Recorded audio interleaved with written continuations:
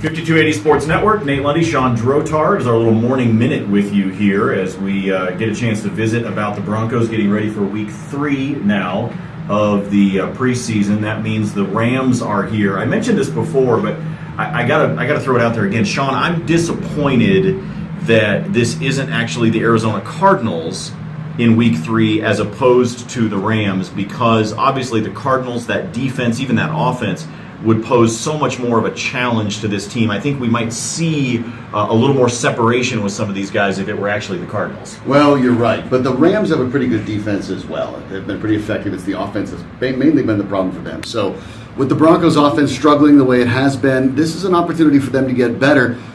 But the Rams are no pushover either. And this game, of course, is so important. The third preseason game is really where the rubber hits the road for most of these guys. You start to see a few cuts come up next week.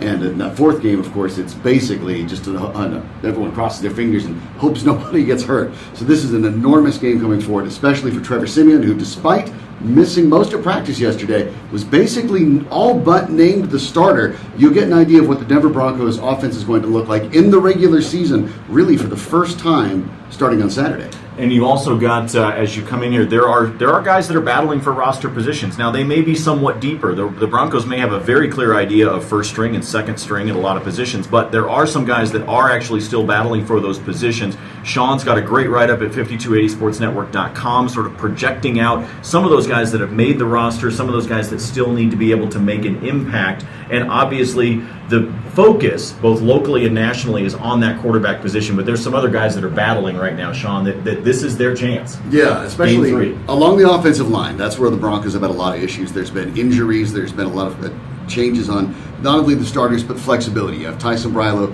who's hurt. He was trying to transition from tackle to guard. Now you have a guy like Darian Weems, who maybe wasn't on the radar for a lot of fans. Now Darian Weems may be in line to start. So you have Schofield, you have Weems, and then you're still trying to see Russell Okung and Donald Stevenson get gelled with the rest of that line. The line's a big part of it. If you have an inexperienced quarterback and you have a team that wants to run the ball, the line's where probably most of the action at. It may not be sexy, Nate, when you're talking about guys battling for roles that are really going to matter in the regular season. This game 3 for the line against a pretty good Rams front 7. It's going to be critical.